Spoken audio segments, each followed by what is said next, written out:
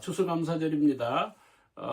미국 교회도 오늘 추수감사절이더라고요. 친구하고 통화를 해보니까 요즘은 추수감사절이 어떻느냐 그러니까 많이 시들해졌대요. 그 세계적인 현상 같아요. 한국 교회도 제가 청년 때만 해도 막 교회가 후끈하고 들썩거리는 그 정도의 어떤 축제 분위기였는데 지금 한국 교회도 식은 것 같아요. 조금 이런 것들을 좀 분발할 수 있는 그런 것들이 필요합니다. 여러분 추수감사절의 유래를 잘 아시죠? 이 추수감사절이 확산된 게 미국인데 미국이 자생하는 국가가 아니잖아요. 원래 미국이 거기 있는 게 아니에요. 아메리칸 땅에 원래 미국 국가가 아닌데 요즘 말로 얘기하면 쳐들어간 거예요.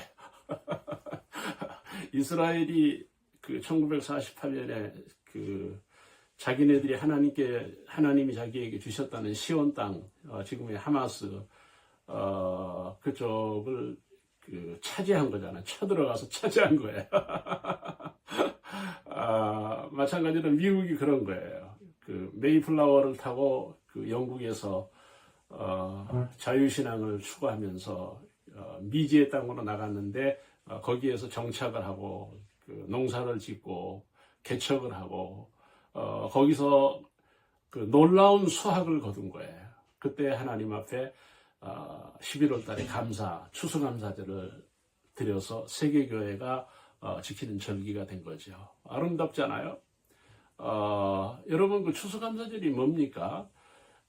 그 농사에서 얻은 수익을 하나님께 드려서 가난한 사람들과 나누는 거예요.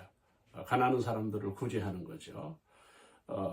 이런 것들이 추수감사절의 의미인데 한국 교회는 그런 면에서는 의미에서 좀 이탈하고 있는 그런 것들을 볼 수가 있어요. 제가 개척할 때 신길동에서 캐나다 교회, 내 친구 아버지가 캐나다 교회 장로인데 거기서 한 2년 정도 지원을 해준 적이 있어요.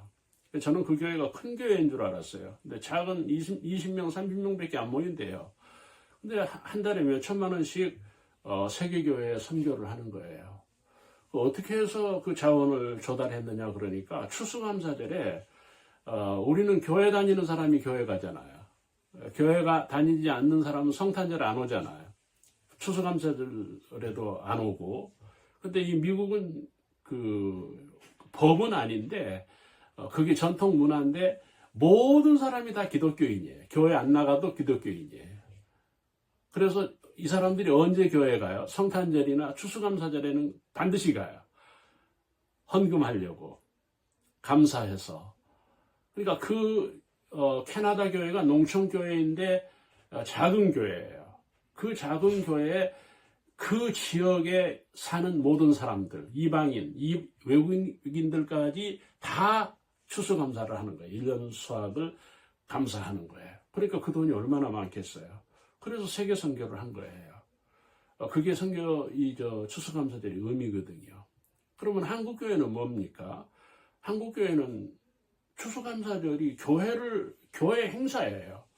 어떤 지역이나 어떤 이웃이 없는 거예요. 그리고 여러분, 한국교회는 지역교회가 아니에요. 동네교회가 아니에요. 이게 잘못된 거예요. 왜 멀리 갑니까? 왜 자동차를 타고 멀리 가야 됩니까? 여러분, 무슨 능력이니, 스타니, 인기니 해가지고 대형 교회를 만들었잖아요. 한국교회는.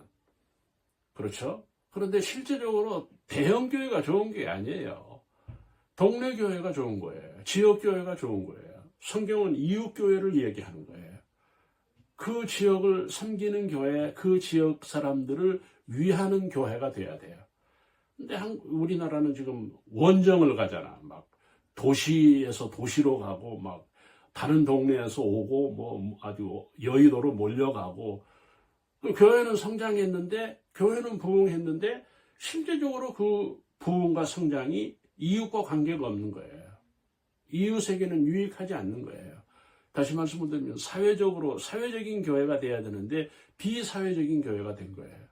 그러니까 교회와 사회가 동떨어진 거예요. 같이 가지 못하는 거예요. 함께 하지 못하는 거예요. 이게 교회의 책임입니다. 여러분, 추수감사절을 어떻게 해야 됩니까? 이웃과 나눠야죠. 그렇죠? 정말 하나님 앞에 감사를 해야죠. 이런 것들이에요. 여러분, 14장에서 그 오병이의 역사가 나오잖아요. 근데 오늘 본문 15장에 또 나옵니다. 이 말씀이.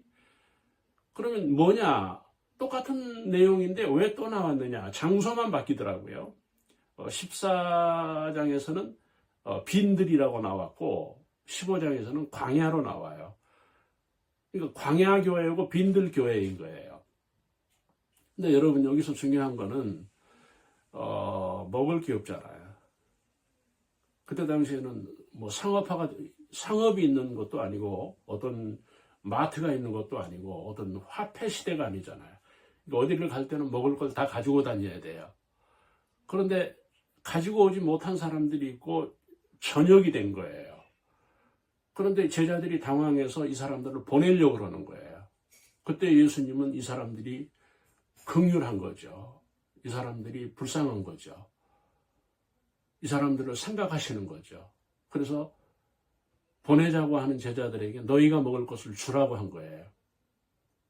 자, 형제자매 여러분, 너희가 먹을 것을 주라고 할 때에 여러분, 어린아이가 가진 보리떡 5개, 물고기 2마리로 오늘 이 본문도 4,000명을 먹이고 다 배불렀고 남았다는 거 아닙니까? 이게 기적이에요? 기적이 아니에요. 역사입니다. 지금도 있을 수 있는 일입니다.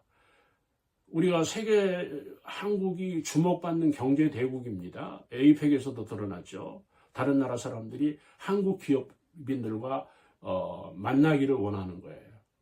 근데 이 세상이 다 부유하잖아요, 지금. 그런데 옛날보다 더 가난합니다. 더 어렵다고 합니다.